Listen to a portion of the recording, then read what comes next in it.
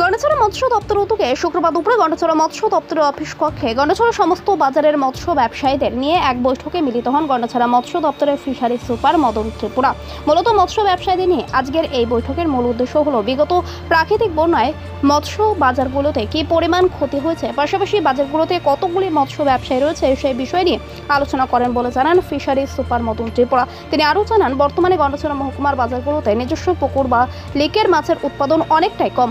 সকলেই ডুম্বুর জলাশয়ের মাছের উপরে নির্ভরশীল। মৎস্য ব্যবসায়ীদের পক্ষ থেকে বেশ কয়েকটি দাবি রাখা হয়। গন্ডাছড়া মহকুমার প্রতিটি বাজারে আধুনিক মানের মৎস্য বাজার নির্মাণ, মহকুমার প্রত্যেকটি মৎস্য বাজারের পাশাপাশি সরকারিভাবে বড় ফ্যাক্টরি নির্মাণ করার দাবি রাখা হয়। ফিশারি সুপার মদন ত্রিপুরা বলেন, এই দাবিগুলি দপ্তরের উচ্চপদস্থ আধিকারিকদের কাছে তিনি পাঠাবেন এবং আগামী কিছুদিনের মধ্যে এই দাবিগুলো পূরণ করার চেষ্টা করবেন বলে জানান তিনি।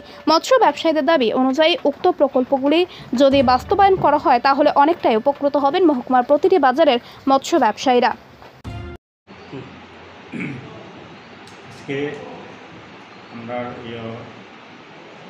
দপ্তরের আদেশ মূলে আমরা গন্ডাছড়া বাজার এবং গন্ডাছড়া সাব ডিভিশনের বিভিন্ন যে মাছ বাজারগুলি আছে, ওইসব মাছ বাজারগুলিতে যারা মাছ বিক্রি করেন, মাছ ব্যবসায়ীদের সাথে জড়িত আছেন, তাদেরকে নিয়ে একটা মিটিং করলাম।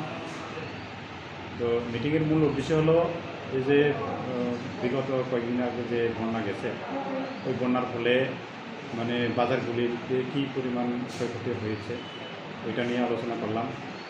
পাশাপাশি এখনের বাজারের মধ্যে মাছের কী পরিমাণ যোগান রয়েছে ওইটা নিয়েও আলোচনা করলাম। তো বর্তমানে গন্ডাছড়া বাজারে লোকাল যে প্রোডাকশান যে মাছগুলি এটা খুবই কম আছে, যেটা তারা এখানে বিস্তারিতভাবে আলোচনা করলো। বর্তমানে এই যে জলার যে ডুম্বুর জলাশয় মাছের উপরে নির্ভরশীল হয়ে চলতেছে বাজারগুলিতে। তো আরও পাশাপাশি তাদের মধ্যে থেকেও একটা ডিমান্ড আসছে আমাদের কাছে। এইগুলির মধ্যে প্রধান হয়েছে একটা মডার্ন ফিশ মার্কেটের একটা ডিমান্ড তাদের আছে, আর পাশাপাশি একটা আইস ফ্যাক্টরিরও একটা ডিমান্ড আছে তাদের মধ্যে।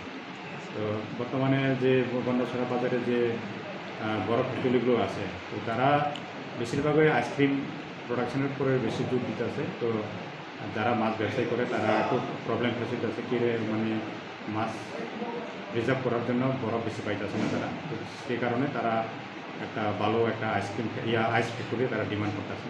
তো আমরা এটা দপ্তরের কাছে আমরা প্রপোজাল পাঠাবো আমি, আর আশা করি আগামীতে আমরা করা যাবে এইসব যে তাদের যে ডিমান্ডগুলো।